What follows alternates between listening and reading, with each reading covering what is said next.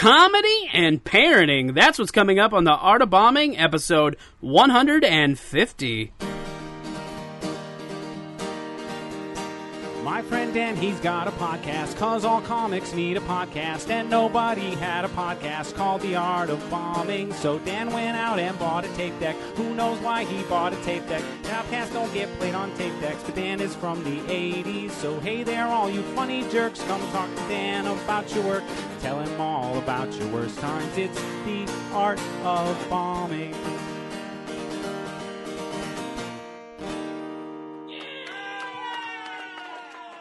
Welcome to a brand new episode of The Art of Bombing. I'm Dan Bublitz Jr. here with you on Friday, July 24th. I hope everybody had a fantastic week. We're heading into the weekend. I'm excited about that. I'm going to do a little road trip with the fiance tomorrow, and it should be a good time. Don't worry, bringing the mask, wearing the mask, social distancing, doing all the stuff. Trying to stay safe. Don't worry about that. But that's what's going on. So today on the show, we're at episode 150. Can you believe that? 150. That is insane that we're this far. 150. And boy, do we have an episode for you. I hope you're ready to strap in and ready to listen to a great episode. My guest today is a Twin Cities TV personality, radio personality, comedian, and single parent. That's right. She's very, very busy, and I was very, very thankful that we were able to take the time to record this podcast. I got to do a little warning about the recording. There were a few interruptions because her son made a couple cameos, and as you listen to the podcast, you'll understand what's going on. And if you're like me, you're going to have a lot of admiration for Miss Shannan Paul and her patience as a human being. It was a beautiful conversation. So that's what's coming up. Like I said, there were a few interruptions, so just be wary of that. I'm not going to edit them all out because I think they added to the dynamic of the conversation and showed what it was like. It gave it's a real good inside look at Shannan's life outside of comedy and entertainment, and it's a good look. And it's good that people listen and see what people go through in real life, the sacrifices that they have to make to do comedy and entertainment. So, yeah, it's going to be a great episode. That's what's coming up. Before we get to that, real quick, Mike DeVore, congratulations. You won the Sam Talent book that you left a 5-star review and a 5-star rating, and you left a review, and you are the winner. I will be reaching out to you for your address, and I will be mailing you Sam Talent's book, Running the Light. It is a signed copy, so thanks for the review. I appreciate it. And, so that's you got that. Anyway, all right, let's keep this going. I don't really have anything to promote. I will be bringing Renewed back. The last thing, I guess, before we get into this conversation, I should let everybody know, the first week of August, I will be scaling the podcast back to once a week. I've been doing it twice a week over the summer here because I had a stockpile of episodes, but now I'm going to scale back the first week of August because school's going to be starting back up, so I got to concentrate on that and different life things. So I'm not going to have as much time to dedicate to the podcast to release it twice a week. It's already gotten kind of hard because I went back to work, so I'm still trying to release 2 a week, and it's getting to be just a little too much. I got other obligations that I got to take care of. So, starting the first week of August, we're going back to Tuesdays. On Tuesdays, there will be a weekly episode. So, just prepare for that. So, next week is the last week of July. There will be 2 episodes, Tuesday, Friday. Then the following week, we're just going back to Tuesday. So, I hope you're okay with it. And if you're not, it's too bad because that's just how it's got to be. All right. Love you. Thank you for listening. Now, again, if you haven't done so already, make sure you hit that subscribe button. Make sure you hit the like buttons on the social medias, the share buttons. Tell somebody about the podcast. Leave a 5-star rating. Leave a nice review. We appreciate it. Everything else for the Art of Bombing you can find on the website, artofbombingpod.com. And, of course, we have the Art of Bombing Pod Facebook group that if you would like to join, you can do so. All right, here's the episode, and enjoy.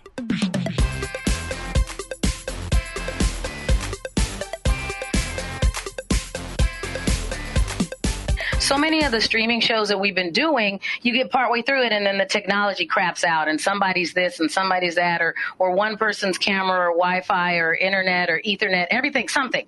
And so that's why, and so that's why we're like, well, why are we putting ourselves through that? Because I'd hate, especially if I got so many of these performers to come to that venue and then halfway through we see people logging and saying, hey, we couldn't really see it and your stream was blah, and that just, I don't want to make people leave the house for that. That's silly. So we just decided to do it this way, and it's been, it's been so freeing because Sunday night I'm just like on there going, thanks for watching, everybody, versus going, can everybody watch? Yeah, yep. And I know exactly what you're talking about, because a couple of the shows that I was streaming, I had issues with, because when this all started, I've actually, since the pandemic and everything started, and this is kind of the way things went comedy wise, I've upgraded all my equipment, new laptop, because my old laptop wasn't fast enough to do the streaming, had a terrible webcam on the computer, so got a new computer, I got new microphones, I got new cameras. I'm going to, because a lot of and we can talk about this if you want to. You tell me. If you want to start recording, and then I'll save it all for the show. No, I'm already recording. We're good. We're already recording.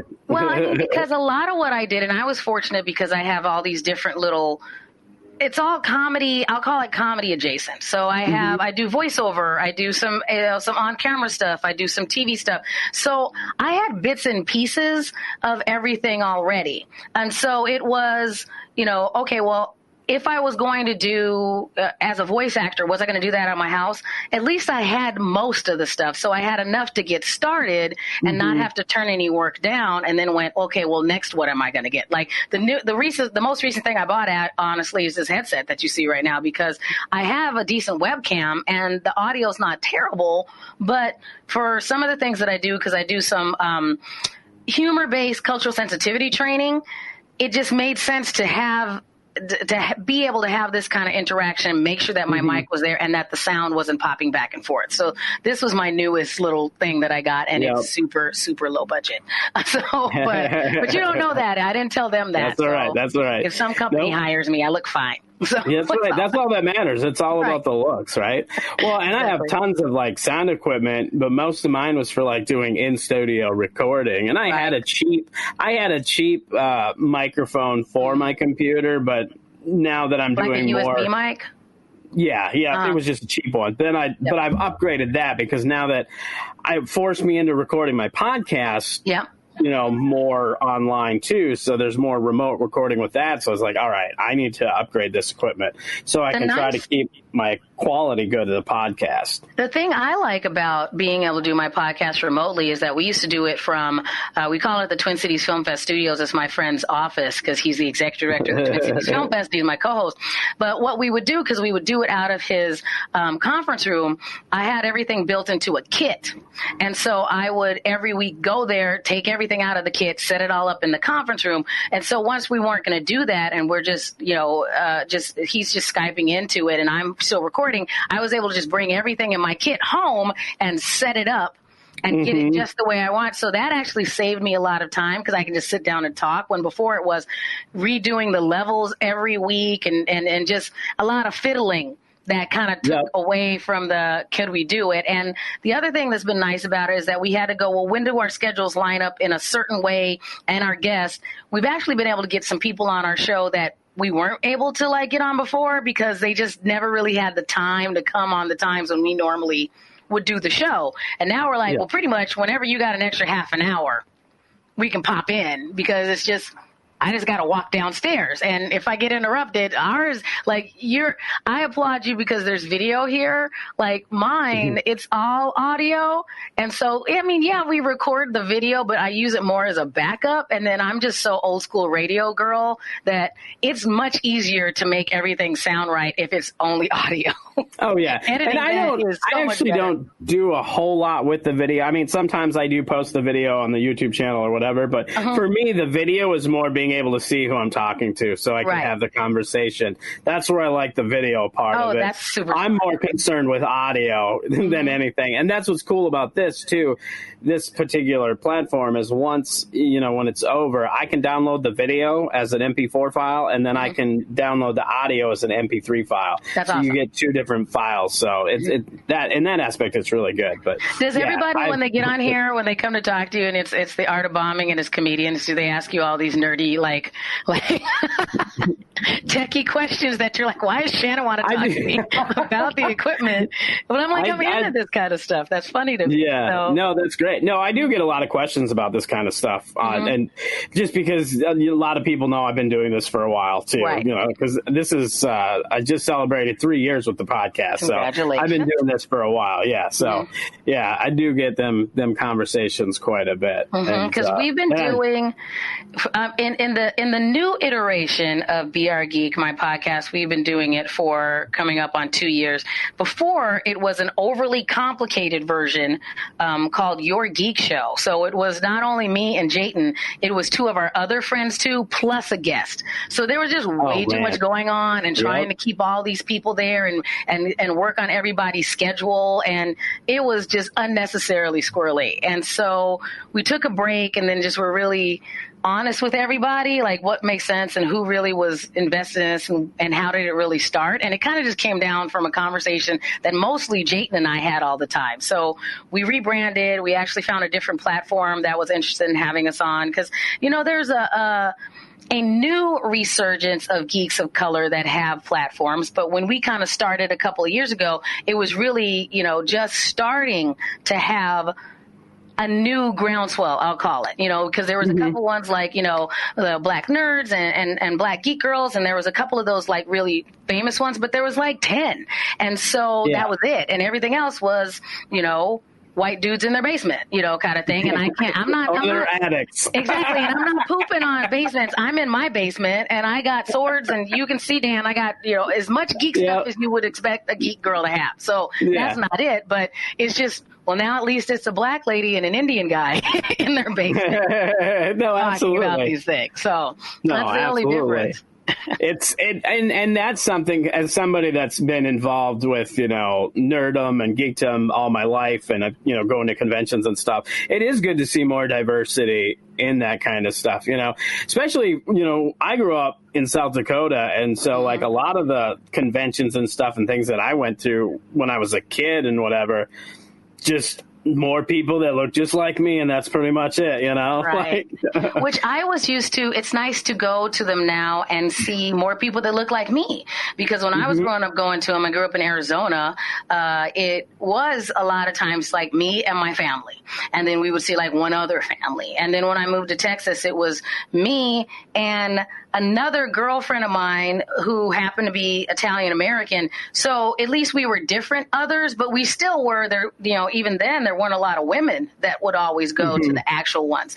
And so it was starting to build. And so the fact that now, especially here in the Twin Cities, if I go to one, it really is just a really lovely cornucopia and rainbow of things. And, it's a lot more fun to feel like not only are you part of this geek community, but there's also, you're not the only one. Like, you're not the only unicorn that goes. There's other unicorns that have different colored horns, but there's a bunch of unicorns now, and that's really fun.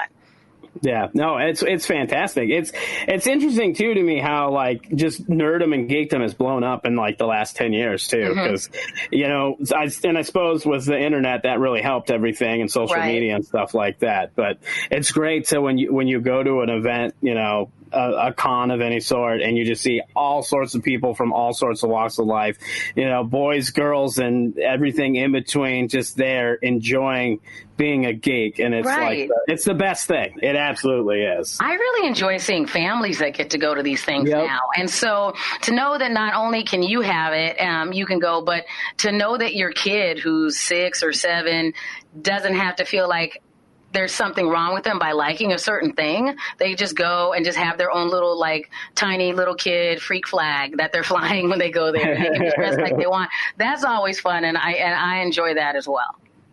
Yeah, that is definitely a perk, and it's good too. I've seen a lot of cons, especially in the Midwest. Maybe it's more the Midwest, but they're really family focused, right? Too. Like that's they really kind of go out of their way to be family focused to get the whole family to come down, which is fantastic. And even like some of the ones that were long standing, like here in the Twin Cities, we have like one of the largest fan-driven cons in the Midwest, I believe, with Convergence, which we just found out this year they're actually tabling to 2021 because at any given time, it's like 6,000 or 7,000 people that wander through that event over 3.5 days.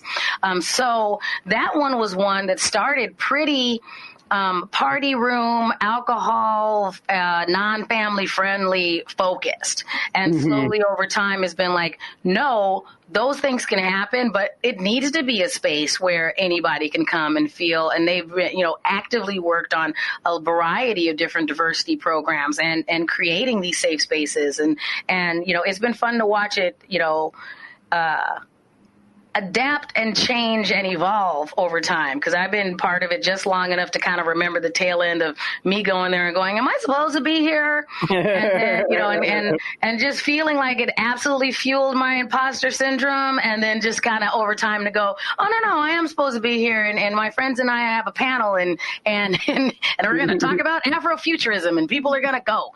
So it's been fun to watch that kind of change over time, and just and I think part of it is not only having the folks in the con change, but I think a lot of us who used to go, well, I'm going to let them tell me I'm not supposed to be here, have gotten more outspoken about, no, I deserve to be here and I'm not going to get run off. And I think that that's something that, geeks of color and, women of women geeks and all these people really had to, spend a lot of time going, no, I'm drawing a line in the sand. I'm not leaving. And the more we did that, the slowly it was like, okay, you're going to be here. You're going to be here. And it was a fight sometimes, but now it's less of a fight. It's less of a fight. I'll tell you. It's still a little bit of a fight, but less, which is good. There shouldn't be a fight at all. You know what I mean? Like everybody should be able to come and enjoy that kind of stuff.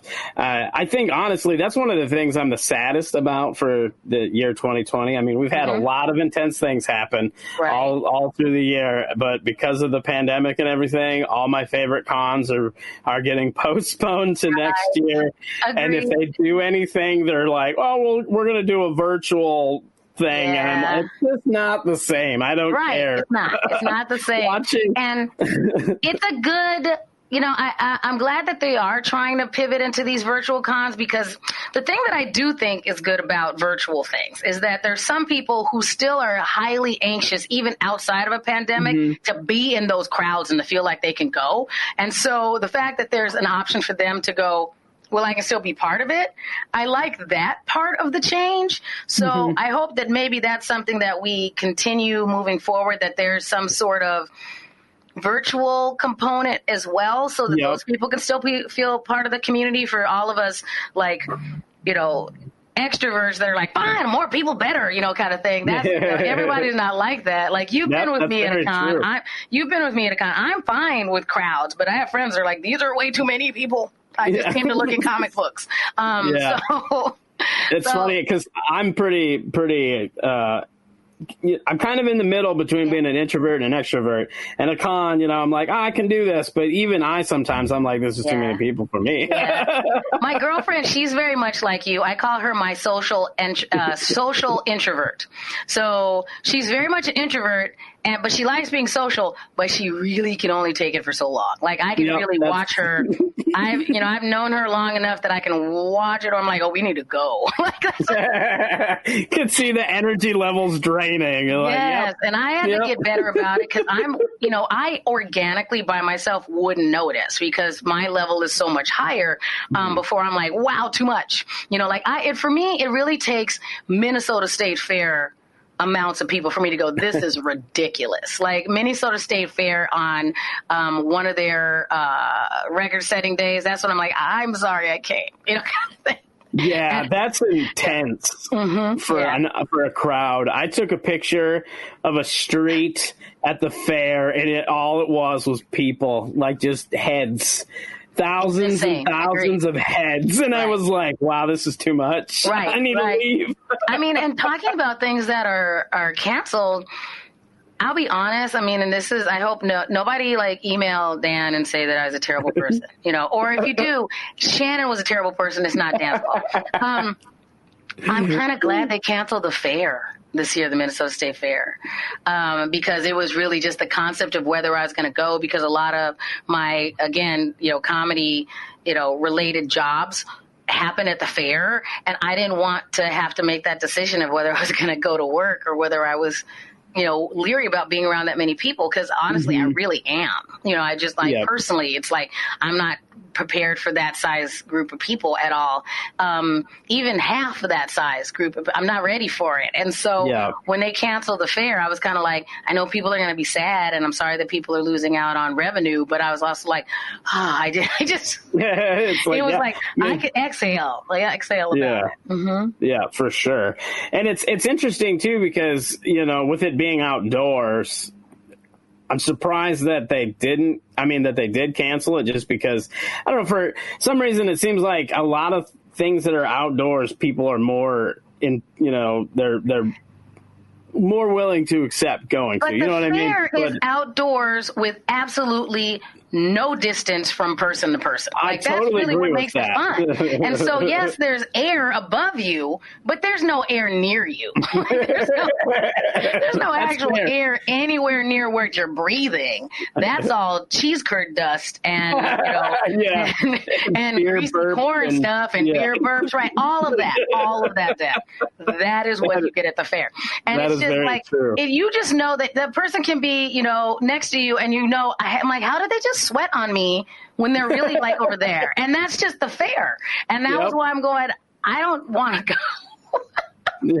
I don't blame anybody. I went last year with some other comics just because I hadn't really been to the fair, the Minnesota State Fair ever, really. I went one other time, and we're not going to get into that because that was a bad thing.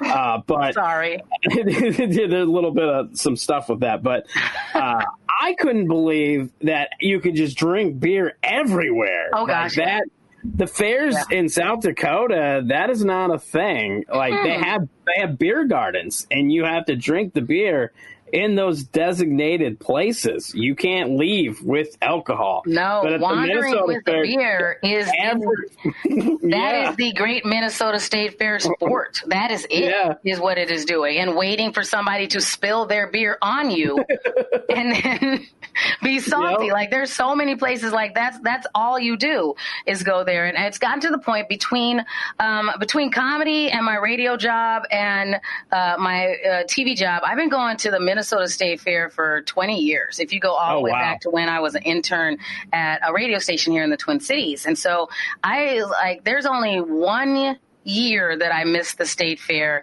and all of that, because one year I moved down and I was doing a radio show in Austin, Texas, and so I didn't come back up for the fair. And so you really go through this, I love it, then you hit like peak maximum and you just hate it. You hate the people, you hate the process, you hate the smell of cheese curds, you never want to see another thing on a stick, you just hate it. And then after a while, I worked through that. That took a couple, maybe 3 years, and now I'm back to normally I'm really at peace with it, and I like it. And there's like, I go in, I do what I got to do to work. And then there's usually like one day that I tell all my friends, because we have some friends here in the Twin Cities that we know love the fair. The fair. Geez, one of my best girlfriends is that person who loves the fair. She lives walking distance from the fair and goes to the fair all the time. And so she's always like, did you leave yet? Because she's always trying to get there before my shift at the TV station, because she knows that I'm like, out. I'm leaving. I'm working. And I'm like, you get one day that I will just hang out and wander around and drink, wine coolers, and we do one like ladies' day at the fair, and that's it. Because otherwise, it's just mind exploding if you're there every day at the fair, and don't get to take a break. It's just hot and gross and. It's like weird gross. It's weird gross because you're outside the whole time in this kind of muggy State Fair environment. So it's in August usually, right? Yeah, so it's August up until Labor Day. And so the weather in Minnesota is such that it's either incredibly steamy and moist, or it's just raining on you. Like, it's like there's no in between. It's either like, oh, this is the steamiest it's ever been, and my hair is every size that it can be because of the humidity. Or you're standing there in like a slicker and rain boots going, when is this going to stop? So now you see why I'm also kind of like, I'm glad that they didn't have the state. Yeah, and it's a different perspective when you have to work. You know what I mean? Like, it's different when it's like you're going for your job and not just so you can go have a little fun. Granted, working in TV and radio, a lot of what you do is probably fun while you're there, but it's still work. And it's like, still, you got to get there. You got stuck in traffic. You got to park, kind of thing. You got to walk like a half a mile through all of the people, and they're taking up your air with them germs. There's always a bunch of people who don't live in the Twin Cities, so this is their mecca. Like, they pack everything up and they come up here, and so they're not leaving for anything. And so they're really diehard, and they don't know how to walk in crowds because wherever they come from, there's no crowd. So you got to worry about them and try to like be kind when you're like really like move, kind of thing. I know you came from 2 harbors, but get out of the way. And don't touch me. You're right, exactly, because they don't know. They're like, oh, look, a city lady, come here. I'm like, stop it. This is not the petting zoo. Get away from me. And 3/4 of what I do is say hi to people who either saw me tell a joke or saw me something, and they like me. So all they want to do is hug you and touch you. And that's not what we get to do in our new world. We don't touch strangers. So I'm like, that's for sure. Yeah. So I'm really glad that I have to spend, 14 days at the state fair, like trying to like convince people that it's okay, that I just want to give them like an air elbow. Like, I'm so glad you drove all the way here, and I'm all like, all you get is an air dap because I'm not touching you. Yeah, it's funny. I've ran into some people, and they're like, "Are you hugging?" Like, they ask the question. I'm like, "Nope, no, I'm not hugging. Elbow." Right, I'm not hugging. I'm not hugging no, thank you. And I love hugs. I'm a hugger normally, or at least I try, because I'm such a hugger. I try to be respectful of non-huggers, so I don't force people to take hugs anymore. But now this has definitely turned me into a non-hugger. Like, I am not to that point yet that I'm just like flying in the face of COVID. Here's a hug. I'm not hugging anybody, Yep, and, I'm right there with you. I'm like I'm even cautious about doing the elbow. I am too. I'm like in their face, like antibacterial as we're talking to each other, because I'm just kind of, and I'm not super germophobe, but I am really worried about this. Like, I'm surprised how. No, I'm not surprised. I'm super worried about this. I'm worried about this on my behalf and my kids' behalf and my family's behalf. And so I am, it's been a lot to change a lot of, my own personal, so much of what I do or did was hanging out with people I barely know and creating a rapport to the point that by the end of it, somebody wants to like hug and take a picture. And that's just not our, and that was my job. Like, the last bit I did for the TV show that I work on right before, and this was like in March. So it was right before we're like, well, this is real. Everybody shut down. Right. So the last bit I did was, it was right when it was going to be National Ranch Dressing Day. So there's because there's a national day for everything. So I'm this video. Yeah. So and so you know what I'm about to say. So on behalf of National Ranch Dressing Day, what I did is I went out and I bought a bunch of things, because everybody says anything tastes better with ranch. So I bought a bunch of stuff like Vienna sausages and chocolate brownies and donuts and egg rolls and jelly beans, and I just put them all on a tray in like little serving containers with some little tiny forks. And then I just put ranch dressing on them and walked up to strangers at a mall and said, hey, do you like ranch? Well, do you like ranch with this stuff on it? So could you imagine, first of all, most of our malls are still closed. Could you imagine just letting some stranger walk up to you, even if she had on a rubber glove, and going, hey, do you want to put this in your mouth?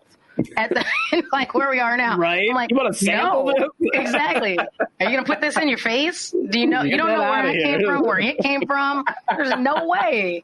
and I'm holding a mic that you don't know when's the last time anybody sterilized or who the last person that breathed on it was. None of that is happening. That's the scariest part about comedy too, is like whoever cleans their mics, like now they're going to, because it's going to be, people are going to be insisting that it gets done. But prior to this, you don't, it takes something like this to really make a person think about like all the germs that you interact with in a day and don't even think about. And like with comedy, oh my God. Gross. Yeah.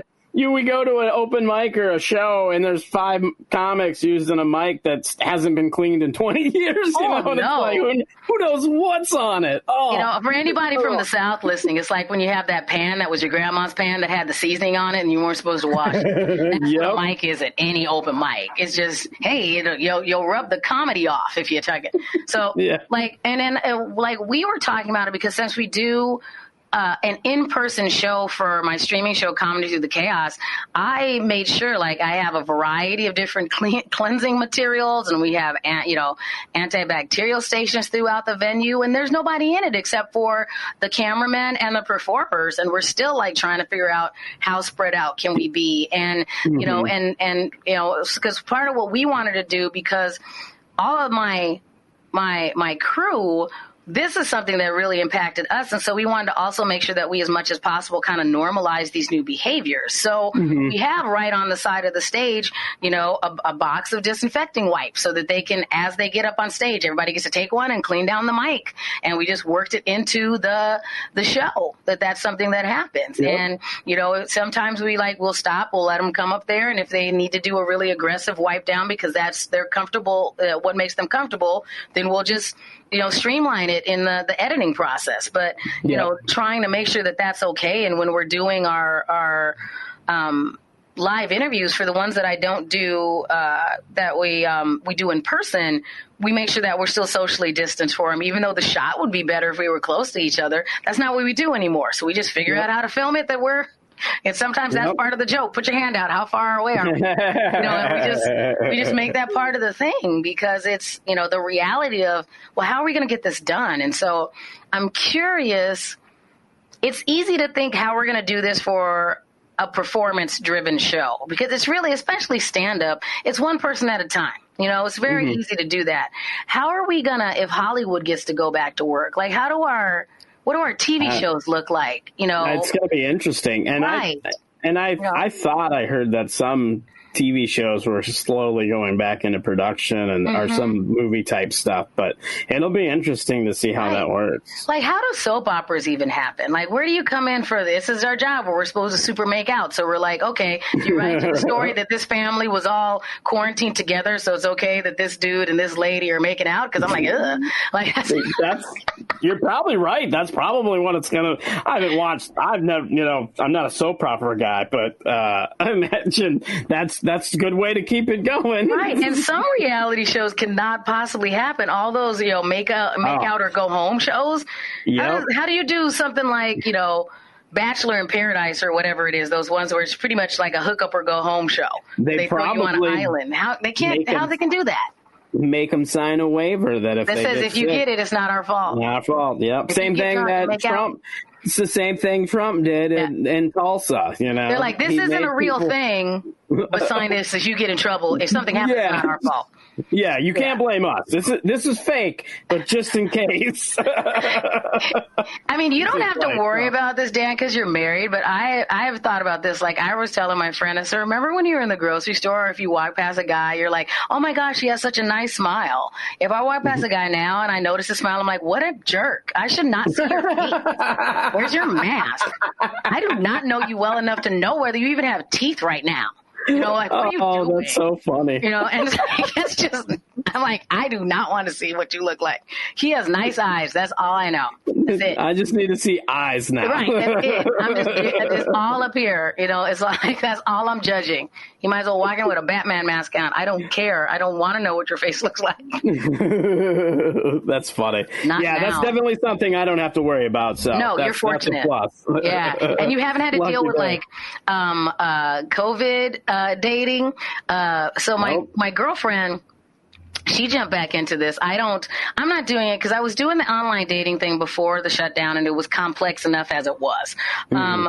But I do think it's interesting to watch all of the stuff where people are doing like, basically they'll do like Zoom dates. And so that part I think is interesting. I'm not doing one because honestly, Dan, you and I are lucky that we managed to have a conversation this long without my son coming in and like bombing it. There's no way that I'm trying to get to know a new person with my kid going, like maybe right, like and shouting. Makes it hard to concentrate. Right, and I look like a crazy person or a mom that is not paying attention to her kid, which neither of those things need to make sense. So, So I just don't need them in my world right now, and it just sounds like something I'm not interested in. My girlfriend, though, her daughter is older, so she can kind of do it. Like, her daughter's like 14 and finds it really interesting.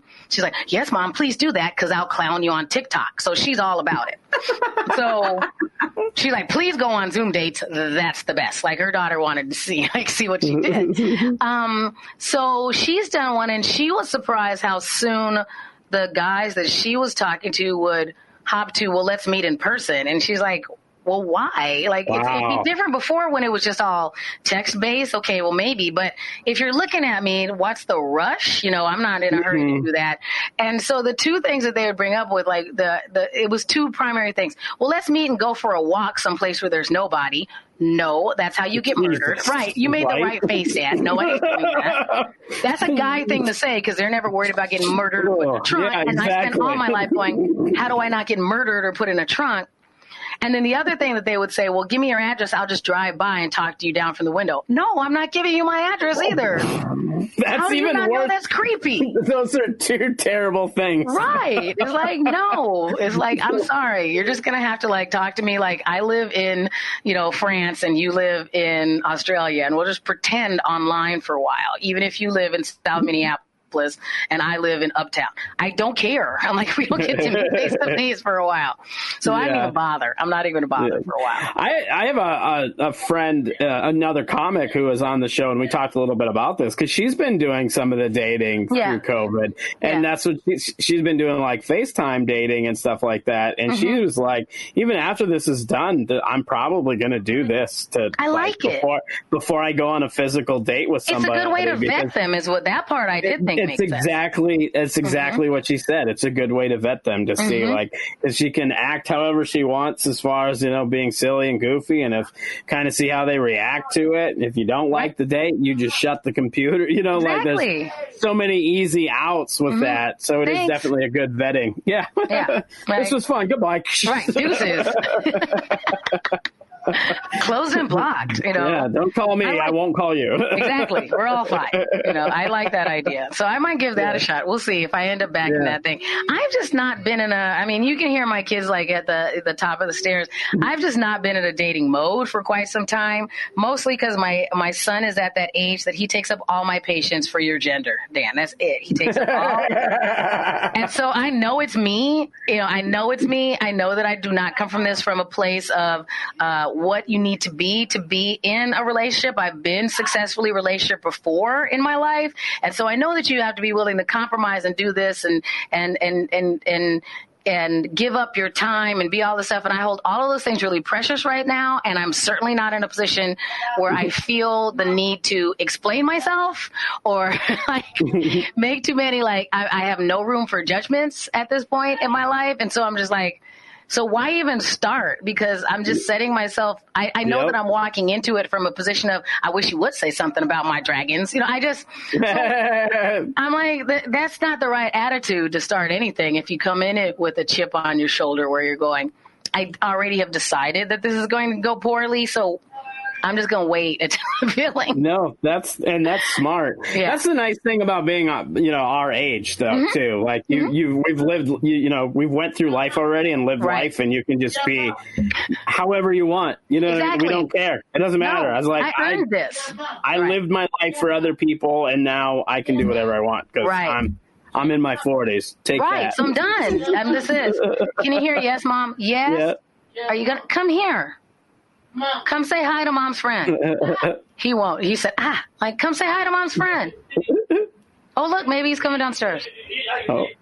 Come here. Come say hi. He made it to the bottom of the stairs. His name is Dominic. Anybody that follows me on social media, I usually call him Cyclone Kid, which is, I think a funny story. For when he was tiny, I called him the toddler tornado.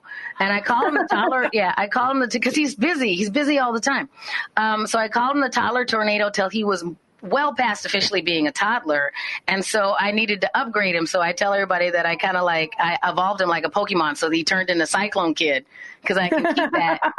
That's great. Yeah. And I think it sounds kind of like a superhero sidekick name. And so it's Miss Shannan and Cyclone Kid. And I like telling the stories that way because, I talk about us on, that's one of those things that as far as my social media persona go, I pick and choose what stories I want to tell. And, I talk about certain things and I do think it's, I try not to overshare about certain things, but I do try to give the perspective not only as a single mom, but, as a mom of color with a special needs kid, as an autism advocate, like some of those things to share them so that people know it's not just them. I think a lot of those being in those groups makes you feel kind of isolated. So it's nice to go, nope, it's over here too. You going to come say hi? No hi? Come on over and say hi to you gonna say hi? Say hi to Dan's, mom's friend. Here, come here. Look, you have to go down here. See, look, you have to look in the camera. I love this shirt. There, look. Oh, that's because mom likes funny shirts. So come here, just look in the camera first. He's like, here, sit here. He's like, I'm out of here. Are you gonna go? Go watch a movie. No.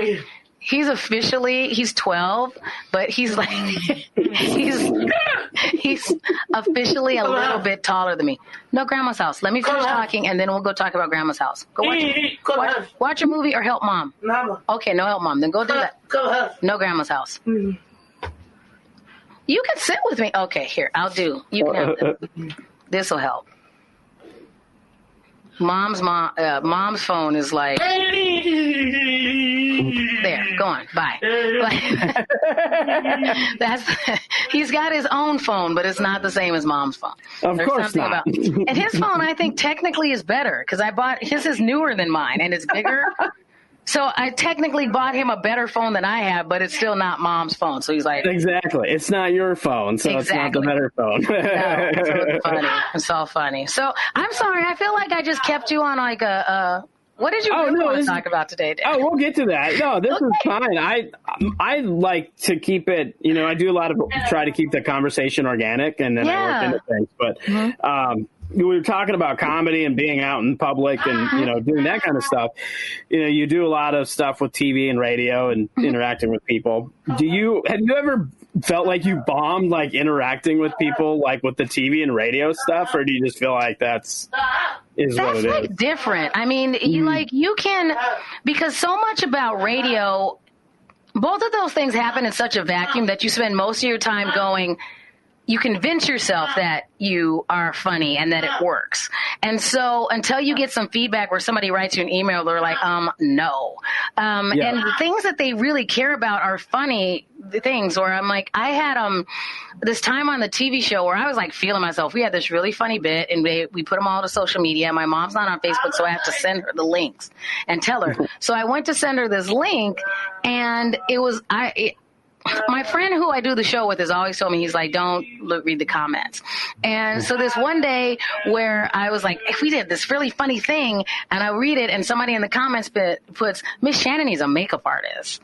And I was like, I was like struck. Oh, wow. I was like, and then somebody else like, Miss Shannan needs to go. Like, just does not like me. Jeez. And I'm like, how can you not like me? And at first I was like really like wounded. And I sent it to my friend. He goes, I told you don't read the comments. F them. And then once I had time to process it, I was like, and it got, because, part of what makes us comedians is the ability to process something and make it funny to us sooner. And that's how we process it. Like, a lot of stuff that I go through in my daily life, people would be like, how is that funny to you? Like, I think it's funny that my kid's so loud, but it would drive a lot of people nuts. And don't get me wrong, there's lots of days that it drives me nuts where I'm just like, could you stop saying mom? But that day, after that person had said, Miss Shannan needs a makeup artist. Then it turned into, I was like, thank you very much for your comments. You're right. I need a makeup artist and a personal trainer and a personal chef and a nanny. And like, I just started laundry listing all the things that I need, because I do need, it would be super nice if I had a makeup artist. You are correct. And so I just had to not care after a while. Yeah. And that's something that I think that we learn, it's every job makes you learn that. But I mean, comedy, like, they're telling you in your face if you don't like it. And so, absolutely. You don't have there giving you a scolding look. Yeah, where they're like, no. Yep. I mean, I know you were asking me about, my worst one. So I have two for you. So one of them, there's a club that we all work in just outside of St. Cloud. And that club is one of those things that it's 50-50 whether I crush it or I just want to go and drown myself in bratwurst and eat myself into a coma afterwards. And it's because of the audience, because the audience a lot of times, even though our posters are up on the wall, they don't come to see us. They come for whatever, the cover band afterwards, or they just show up there. And it's one of those bars, and that happens to us a lot, where there's people that end up at your comedy show that did not come to see comedy. Mm-hmm. And that bar is the one where it happens to me the most often, where I'm like, did you not see that it was a black lady from the Twin Cities that was coming? Did you bring all your posse straight from hunting to this and then just mad that a lady's talking? So there's nothing that I can say. They're just like, we left this at my home with my wife, and I already hate women. So they're just set there. So it's just, sometimes I call those my Oprah moments, because I can do 45 minutes of just talking with no feedback if I have to, because I'm going to get paid. Exactly. And those suck. Yes, Dominic. That's a good way to Mom, say it. Mom. And then the other thing that happens, hold on, I'm going to shut the door, and then at least when he's yelling, Mom, you won't hear it. That's all right. Yes. What? Here. You're just shouting, Mom, and shout, Mom. Watch a movie. Mom. There. Mom. At least it's Mom in an echo chamber, because he could say Mom for an hour. Like, I tried to just wait him out. I tried to wait him out one time, because that's a strategy with kids sometimes. Well, if you just don't respond, then they'll stop. And so, but not my kid. My kid can do, like, he can,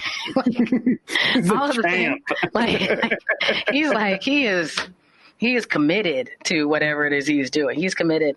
The other time, I don't even want to call it a bombing, but I mean, here's the thing, is that I've been doing comedy, if you count my open mic time, as long as I've been a full-time person on the radio. Dom, this is a good story. Don't mess it up. So, when I first started, like, emceeing for, like, you hit that point where you're like, okay, I'm fortunate I can open for, like, good people and not just open at open mic. So I was supposed to open for Cedric the Entertainer for a while. And it's almost the same as my kid yelling. So I was supposed to open for Cedric the Entertainer.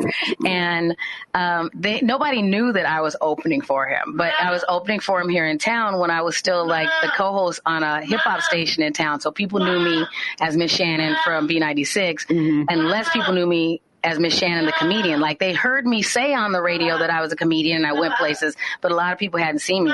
So I go to open for Cedric the Entertainer, and they go, and here she comes to the stage. Everyone, give it up for Miss Shannan. And we're at this theater here in town, and I was just geeked. I'm like, yeah, I'm opening for Cedric. That's awesome. And I go up there, I'm like, what up, everybody? And this lady comes in the front out row, and she goes, we love you, Miss Shannan. Boo! Like that.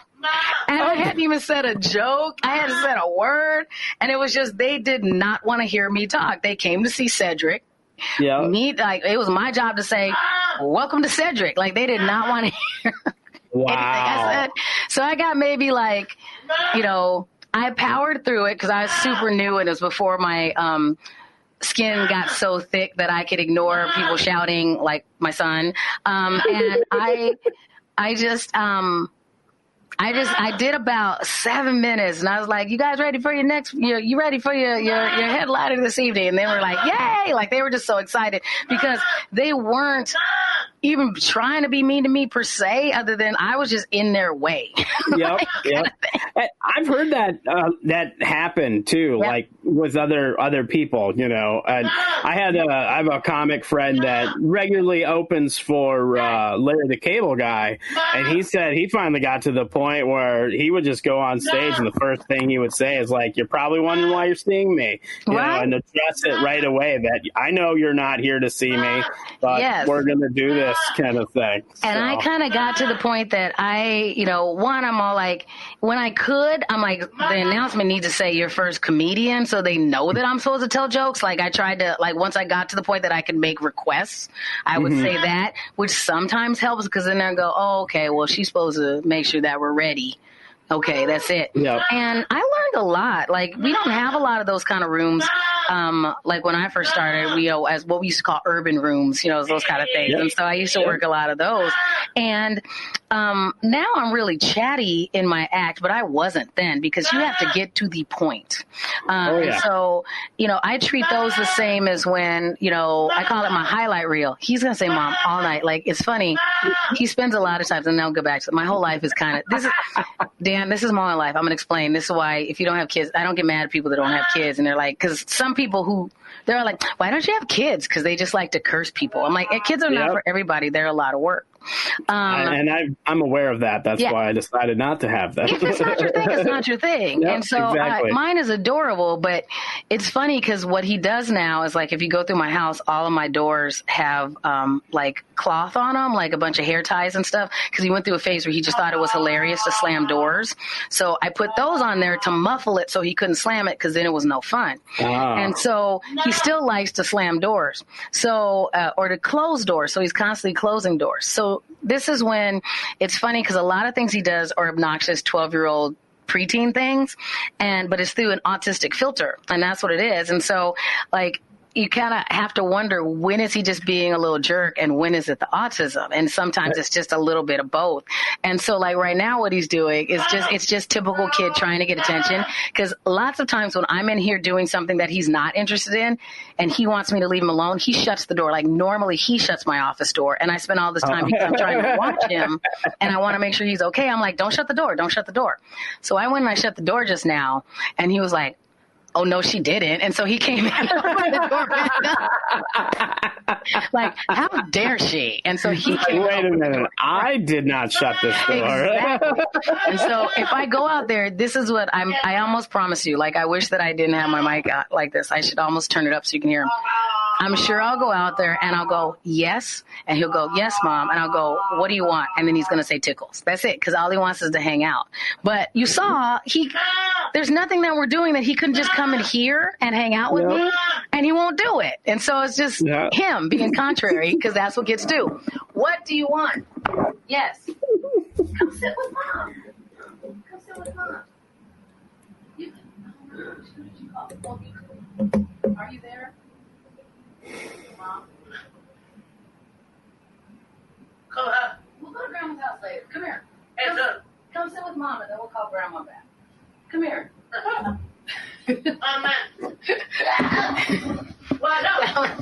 was actually even better. He actually, because you saw I gave him my phone, he's been bugging me to go to his grandma's house, and I said no, I had something to do, and I should have taken him over there, and then we could have talked, but I was trying to not. I used up my sitter town doing some work-related things. So he took my phone and he called his grandma. So his grandma was just just sitting there listening to him shout because he's not talking to her. He's just sitting that's funny. And my mom, I'm sure she's like, well, he's fine. Why does he? Dominic, come here. Mom's almost done. Come here. Come talk. Mom. You can come talk. Come on. Mom. 10 jumps. Mom. 10 jumps. 10 jumps or stop shouting. Okay, come sit with mom. Come sit with mom. You can help me talk. You can tell mom. You can tell mom's friend what mom does. I know, that's my headset. Do you want to talk? Come on. I know. You can sit with me. Do you want to sit with me? Get the chair. No. Okay, well, give me a few more minutes. Can you go watch Umizoomi? No Zoomy. Okay, are you going to watch Horton? Horton. Go watch Horton. Mom. That seemed like a reasonable negotiation, right? Didn't it look like you were just going to go off and watch Horton? Yep. And did he just shut the door? Yeah, he just slammed the door. That's my life. And it's so funny because people are like, because I seem so together, and I am for the most part. It's just my life is like really complex like an onion. Like, it's like, yeah, I managed to get all this stuff done. But if you really go, well, what is it like to live with Shannan, where it's like, okay, well, she had to do this voiceover audition, and it's like me standing at my mic, like sometimes talking around him shouting, because I don't have that kid that I can just go, could you just not shout for 5 minutes? He's like, or not, kind of thing. And, and I'm sure, and he's like, most kids though, if I go out there to hang out with him, then all of a sudden be like, I'm done, and like grab his phone and go in his room and not want to hang out with me. So that's just, how kids work. Stuff. Oh yeah, exactly. I was a kid. I've been there. Yeah, it was like you only want You only want to hang around mom when mom's like busy, or when I'm on the phone is the only time that he wants to talk to me. Then he's like, mom, and I'm like, what do you want? And then he's like, the other day he locked me out of the house, and so that was fun. So I went outside to take something outside. And he not only, like, and it's not that he's locked me out of the house before, so I know to take my keys. That's not what he did.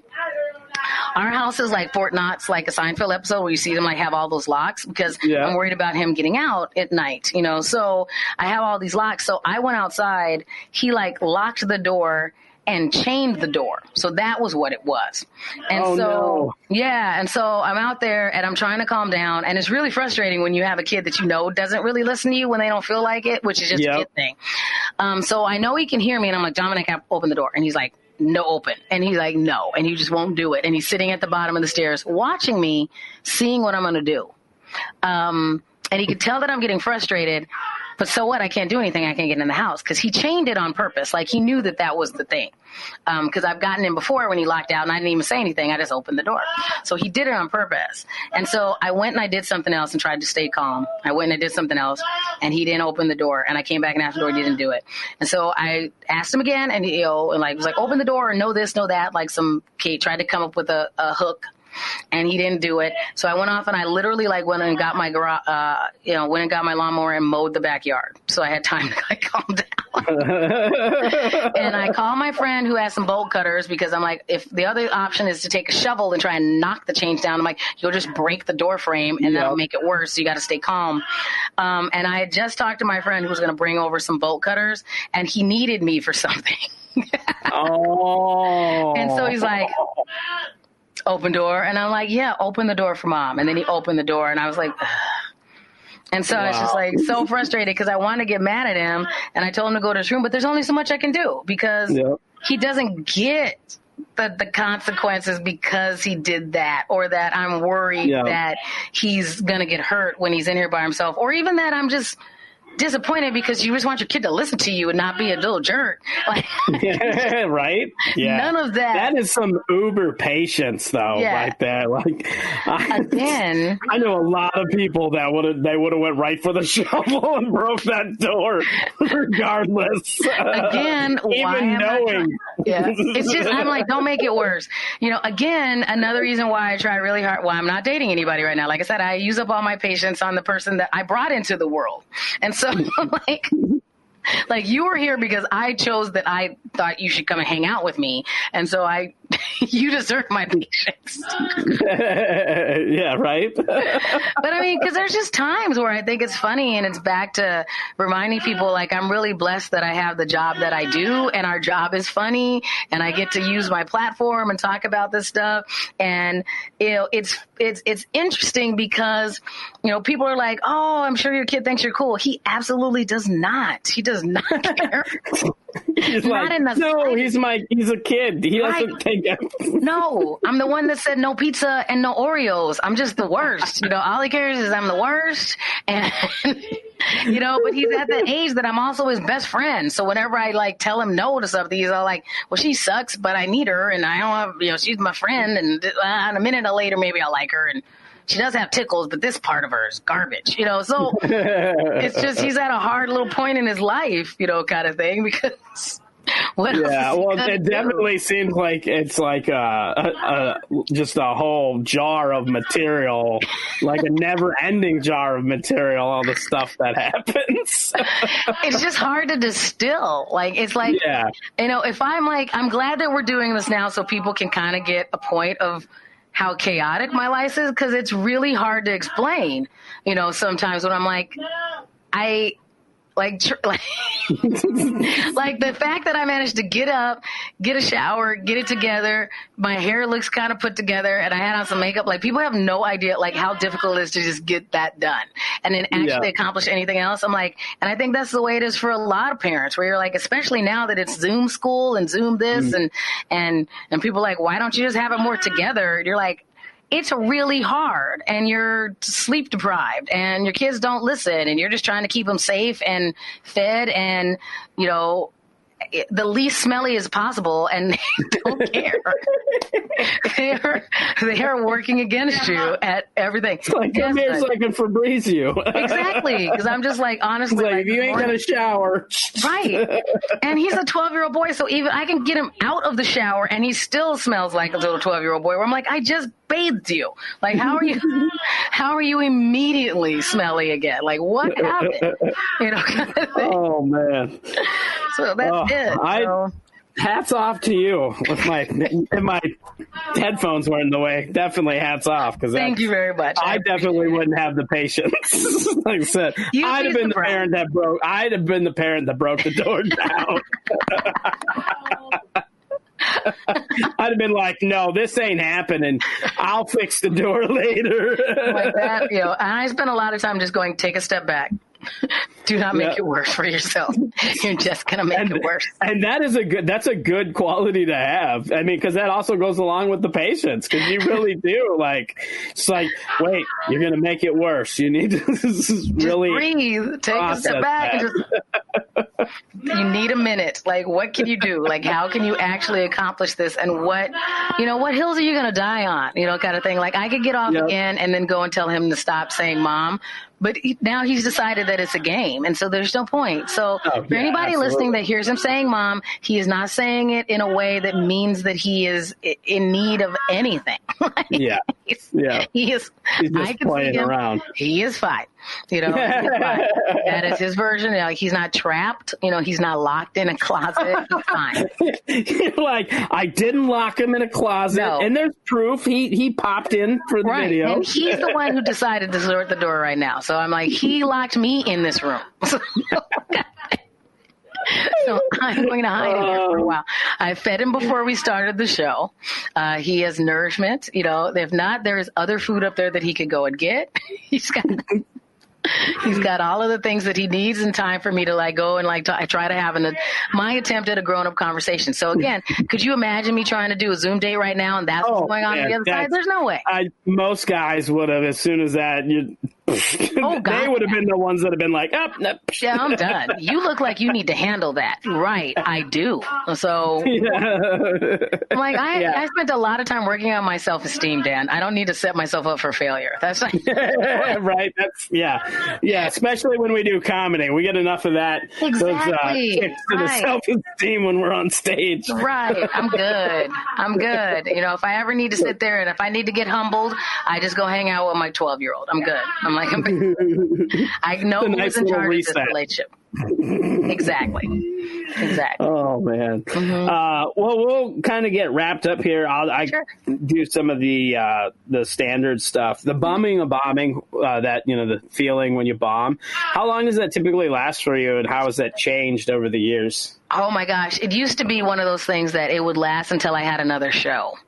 So one of the best things that could happen to me is when I would have I remember when I tried out for Last Comic Standing and I didn't make it, and I was just like, the best thing that was happening is that I had already booked a week. So I had an audition. I didn't make it past the round that I was in, but I had no choice. I wanted to sit there and go, you're not funny. They didn't like you in this, but I had a show the next night. So I had to suck it up and come back. So I had a show. Now it really is, it depends. It really doesn't bother me that much anymore because I bomb differently, it's like, now it's very rarely that I just crash and burn. It's more of that show was work. Like from the moment you started talking to the moment you said, thanks, that's my time, that show was work where you're literally sweating. And so now I'm closer to some nights it's a job. Some nights you're like, oh my gosh, this was so easy. I know I'm funny, but I'm not this funny. Like some, like, you know how you've had those shows where you're like, oh my gosh. I'm like, yeah, you guys are loving everything too much. And that helps get you through when you have those difficult nights. And so that's more what I feel like now, is, okay, that was work. You know how to get through it. And I've learned how to just, be consistent, and not want to quit. And, it just finally got to the point that, sometimes it's the quality of the job. Like, it bothers me less because I used to have to drive 7, 8, 9 hours to feel that now. And honestly, because I do a lot of corporates, if I go that far, it's usually an audience that's kind of knew what they were getting into. So if I'm going to have it, at least it's like within like a half an hour of my house. So you have time to go home. And get over it a lot quicker, or call your friend or do something like that. So I think that helps over time. It just puts things in perspective. Oh, definitely. I definitely can relate to that, as it becomes more of that was just a job. And because I've definitely had nights where I'm just like, I wasn't with the crowd. I wasn't their cup of tea. Exactly. It happens. But I had to like, here's, you didn't still got to do the time. Right. Got to do the time. How do you analyze your sets after you bomb, or do you even? I analyze my set if I bomb in an open mic, but only kind of, because I try to decide whether it's the joke or whether it's the audience. And I usually default to it's the joke, because I'm trying to get all of our, aren't we all trying to get our jokes bomb proof? So okay, well, how can I broaden this joke out enough that I know the audience just doesn't, maybe they're just not laugh out louders. Like, those are the people that I get sometimes. I get those really like quiet Midwestern people that are just like, oh, she's so nice. And they just smile and nod at you. Yep. So, I'm more likely to look at the material and go, is it the order that you did it? Is it this? How can you fix it so they got it? Was it your pacing? And just figure out a more way of how can you read the audience. That's where my improv skills come in, is that even though it's a joke that I may have told before, it's like, how can you present it so it makes sense for this audience, and trying to read their cues and give it to them in a way that makes sense. So that's what I do when I'm really trying to decide whether I do it. Can you stop? 10 jumps. Then stop yelling. I'm almost done. Come in or go play. Bye. Okay. That's really mad. It's like, Now he's trying to go through the list of things that he knows I normally tell him to stop, like slamming the door. And he's like, oh, look, she's extra distracted. She didn't shout at me for Shannan. Well, I don't shout. Shouting. He knows what he's doing. Yeah, shouting is really my thing. But I will go, like, you saw me say 10 jumps. That's my, my consequence now. So if he's shouting for too long, I have him do 10 jumps. And so, because then I figure that it's a good consequence, but it also makes him stop what he's doing, and he needs the exercise anyway. We both do. So, when I get done with it, I have to go do one of those 25 push-up Facebook challenges, tonight. So you'll see me post that list. So wow, good luck with that. Back to your question. I did one of those 10 push-up challenges at the beginning of the pandemic, and it about killed me. Well, my girlfriend started this whole thing. So I'm like 25 push-ups for 25 days. So don't be surprised. Bublitz, you're going to end up, if I run, once I start getting down to day 20, don't think that your name won't pop up, because we're facing like, I'm running out of friends. Who can survive this? Oh, geez. Well, I better start preparing. I'll give you some warning. Hey, I'm coming for you, Dan. Got the scope on, buddy. About day 15, I'll start warning you. Good. I'll have to crack down so I can actually accomplish it. That works. Do you have any pre-show rituals or traditions? I'm a music-driven person now. I mean, I used to do a lot more deep breathing Tai Chi because I would get so anxious. So I had to like physically calm myself down, and I would go through that phase of, oh my God, did I write jokes? What are my material? And I would just blank. And then once I got up there, I was all fine. So now I'm just a lot more likely to just kind of like whatever my particular, theme song of the week is, because it rotates through. So there's certain, like, you know, I call them my hype songs. So I just kind of throw on my hype songs, and, you know, it's like if I had a walk-up song, what would it be if I was a, you know, if I was a baseball player? And so I just play that a lot, and that's what I usually do before I get there, and that's what I do now. And then it's, you know, then it includes making sure that my watch is set, because I'm kind of OCD about that. Like, I like to time myself, even if they say they're going to time me. I like to be able to look down and go, well, where am I at? I'm based on it, and I do that, and then just, you know, like, make sure I have my water, or if it's a wine spritzer night, make sure I have my beverage of choice, and my, because I always take my fan with me because I get hot sometimes. Yeah, well, and especially now, it's been hot these last few days. Oh my God! So I just take my stuff, and that's pretty much it now. So. Walk-up music, beverage, phone, you know, some sort of recording, some sort of device to know what time it is. Preferably not. I can't do, so it either needs to be my phone, or I have a collection of digital watches, because I need a stopwatch. I need digital time. I hate to have to do math during my, well, what time? Yeah. What the big hand was pointing at this and how many minutes. I can't do that. Right? I get lost. It's funny. I use a digital watch too, and it never keeps time, so I only use it for the stopwatch. I only wear it when I perform, and I only use it for that. I'll set it, and then the battery dies or whatever, so it like slows down or whatever. And I'm just like, I don't care. It just works for what I want, because otherwise I don't wear a watch outside of being on stage. Yeah, so that's pretty much everything I do. Is I like that. That makes me feel more comfortable knowing that I did my time. Or that I can't. Mm-hmm. And it's nice to just be able to see, kind of where you're at too. Right. Because sometimes if a show's going really bad, you're like, oh man, I'm not even close to being done. And then, when it's going well, it's the opposite. And you look down and you're like, oh man, I'm almost out of time. Yeah, I need to get I got to do whatever jokes. Mm-hmm. Yep. Right, I agree. That's always good to know. Mm-hmm.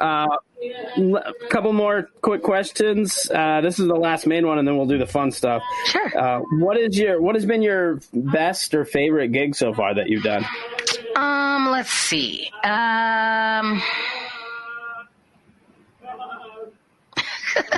My favorite gig is a super weird one, because I normally don't do private parties, not for like individuals. Yeah. But a friend of mine who happens to be a doctor in town was throwing a private party for her 40th birthday and talked me into doing her show. Doing her thing. So that's like, she rented out a penthouse at some hotel. And she's like, will you perform? We'll bring a sound system, do all this stuff. I'm like, okay, fine. And then 2 days before, she goes, oh, I forgot to tell you there's a theme. It's a unicorn party. So she talked all her friends into dressing up like in all these unicorn outfits. So not like furries, just like drunk people. Some unicorny stuff, and then like glittery this and too much glittery makeup and horns. And I'm like, I'm not doing that. So if you're doing that, you're supposed to wear pink. So I'm like, well, I'll wear pink. I am not trying to perform in a unicorn outfit. I cosplay, but I'm not performing as a thing. That's so weird. And so that was funny, because they were just ridiculous, and that is not the normally thing that I would want to do. And so that was just interesting. So that's one of my favorite ones. And lately, we started this streaming show called Miss Shannan's Comedy Through the Chaos, and it's just been a different venue and a different way to be able to come about comedy, because it's a combination of comedy and stand-up comedy and storytellers. So I kind of get to do two of the main things that I do in this world. Because sometimes I'm the story. I'm always the host, but sometimes I'm telling a story from a storyteller perspective, like I do with the Moth, and sometimes it's straight stand-up. And it's been a hybrid of that. And so it's been really fun to be able to just kind of to stretch that way and not have to go, well, because it's a stand-up show, it has to be punchlines per minute, or because it's this, it's just been okay, this is what I think is appropriate for this episode, and here's what I'm going to do. And that has been surprisingly freeing. I've really enjoyed being able to kind of like stretch the way that I look at my talent, doing it that way. Now that airs every Sunday, or is it? Yeah, well, it debuts on Sundays, but of course, because it lives on the web, it's there forever. We drop a new episode every Sunday at 7:00. So we have a new one coming up this Sunday that's going to be about, since it's Independence Weekend, we're doing one on personal independence. So it's performers talking about kind of how they came to themselves, and we do that and some interviews. So this week it happens to be Wendy Mayberry and Duck Washington. So Duck's a fantastic storyteller and performer, and Wendy is an amazing comedian and good friend of mine. And so it's been fun too to kind of just let people talk, because it's like this podcast where you really get to talk about, well, what makes you who you are, not just how did you get that joke. And that part has been really interesting too, just to give people a chance to talk about that and kind of let their methodology breathe, about these things. So it's not a lot about how do you craft this joke and then we show the joke. It's more of, who are you that made you somebody that could craft this joke? Oh, that's interesting. Mm-hmm. Sounds very interesting. Yeah, so if you're listening to this, go check that out. Yeah, I have a laugh on Facebook and YouTube. Mm-hmm. We were talking about that party dressing like the unicorn and stuff, and without skipping a beat, you're like, not like a furry, and didn't even take time to explain what that was to me, because you can just tell. Well, you know what a furry is. I know. Yeah. That's what was funny about it. Is like, exactly. You totally. And I think anybody who knows you knows what a furry is, whether they've furried themselves or not, but they are familiar enough. They've at least read the articles about what went awry at a furry convention, kind of thing. Okay. There especially was... if you're geek related at all, you know that you are furry adjacent, kind of thing. Yeah, it doesn't take much. Yeah. When I was in San Diego, there was a comic that would, he dressed in a furry costume and did comedy, but it wasn't really funny because he wasn't doing jokes like as the character of the furry. Like if he would have been doing the character, it probably would have been hilarious. But he was doing like his own personal stories and like being himself, just wearing a costume. Did he always do it, or just had you seen his jokes before and then one day he showed up in a furry costume? Yes. Yeah. See, I've seen him before, and then he started wearing a furry costume because that's super weird. A friend of his he claimed, whether it was true or not, he claimed that she would sponsor him and pay him $100 to wear it when he performed at the open mic. That's super weird, because I don't know how true that is, but yeah. And Dan, I would have gotten it if he was like living that furry life. If he was that. If he really was a furry, then it would make sense, because they act. I don't want to say they act. They don't see it as a costume. They see it as themselves. So then I could see if he was just showcasing who he was. Mm-hmm. And this is, Mittens or whatever their furry persona was, did it, that would make sense too. But if it's Dan showed up one day, with no explanation, that doesn't make any sense. Like, in one of our episodes, we're talking about FOMO, but we did a geek spin. So I did the whole episode in one of my storm costumes, but I explain why I'm in the storm costume. And then I tell a joke. Otherwise, it wouldn't make sense if I just told my normal jokes in a Storm costume and wasn't pretending to be Storm. I agree with you. If it's like Storm suddenly decided to do, if I was all like, and now I have this one accent and I talk like this, kind of thing. I can't do accents. I sound kind of Haitian, but I don't sound like Storm at all, kind of thing. And I can go, Wakanda forever. It's all the same accent. I don't do accents. Then it would make sense. And so that's usually why, even though we hang out in places that cosplay is appropriate, or if we do a show on Halloween, I normally don't wear a costume because I just find it distracting. And so, like when I do something at a geek convention, I wear a shirt similar to the one I have on now that may be geek related and be in that geek world, but I'm not likely to show up and do it in cosplay, even though I've got it. So if I do anything in a costume, I'm doing that character. Right. Agreed. You know what I mean? That's what I have done that. I've done Halloween shows where they wanted to do costumes, and I'm like, okay. And then I'm going to do jokes if this was the character that I was. Yeah. Like I did one time, I dressed up as a little dummy and like a wooden puppet, and I did all jokes about being a wooden puppet. That would make sense. And it was that hilarious. Would be very clever, and I would totally be into that. So I would have to go, okay, today it's Uhura telling jokes or whatever it would be, kind of thing. But other than that, no, I'm not doing it. Right there with you. All right, the last thing I like to do, a fun little thing called pick a number. You pick a number between 1 and 20, and then I'm going to ask you the corresponding question. Okay. You ready? Go 14. for it. 14. 14. Do you ever stop and think about the number of butts in the world? No, I wish I had. That's funny because anytime that question comes up, that's usually a reaction. It's like, no. Nobody's ever thought about it, but I should. Like, I should. Especially now, it's a lot of warm butts in the summer. That's that's actually a hazard. Like it's important. And you think we would have thought about it more because I did a surprisingly large amount of research about the toilet paper shortage. And I thought that was interesting. And so, because I had a friend bring up this comment, like he thought I was just going to have a joke about, we were talking about it on the TV show, and he thought I was going to have a joke about people hoarding toilet paper. And I was like, actually, it's not all the hoarders' fault. I actually know a surprisingly large amount of research. Got all scientific. And he was like, not surprised. Once I went that road, that he wasn't surprised that I knew all this stuff. He was just like, of course, Shannon just knows surprisingly much about the toilet paper industry. I read numerous articles about why. So, yes, I mean, it is something that is important to all of the butts that are out there. So it should be more top of mind than it normally is. Because that is part of the reason, we have more butts in places that they normally would not have been. Hence, we have been running out of domestic toilet paper products because normally we hang out in places where we can use industrial toilet paper products as well, like venues and schools and businesses. And, that's true. And there are only so many domestic toilet paper producing places, and that has not increased, although our butts in those domestic places has. So.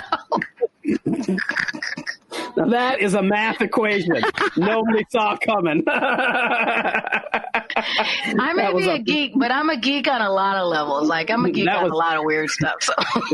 That was straight up science. Right. Butts and toilet paper science. Man, butt geometry is quite important. And so got to think. If you have to wonder out the permutations of how many butts are required to actually stop running out of toilet papers, I'm going to help you. On this stuff. Oh, that was fantastic. Where can people find you? Go ahead and plug your social media, website, and things like that. It's pretty easy. The easiest way to find me is just look for @Miss Shannan. I'm Facebook, Twitter, and Instagram. My website is also @Miss Shannan. The only caveat is Miss Shannan, Shannan with an A. I say all the time. So if you start looking for a Miss Shannan with an O, you will get a person that does not look like me. So it's Miss Shannan with an A. And it's also easy to find our streaming show. It's Comedy Through the Chaos. You can just search for Comedy Through the Chaos on Facebook and YouTube, and you can find all of our episodes there now. Yep. And then you have your podcast. Yes, and my podcast, and you can links to everything. That's Be Our Geek, and that is wherever you find your podcast, just like I'm sure this one, The Art of Bombing, is as well. Mm-hmm. All right, fantastic. Well, thank you so much for joining me, Shannan. Thank you very much, Dan. And one of these days we'll have a conversation again like adults without, my kids in the background. So thank you for allowing a soundtrack. I love it. So it was great. It was very entertaining. Good. The Art of Bombing is a Blitz Entertainment production. Hosted and produced by Dan Bublitz Jr., The Art of Bombing intro music was written and performed by John Holt. All other music used in this podcast was under the Creative Commons license.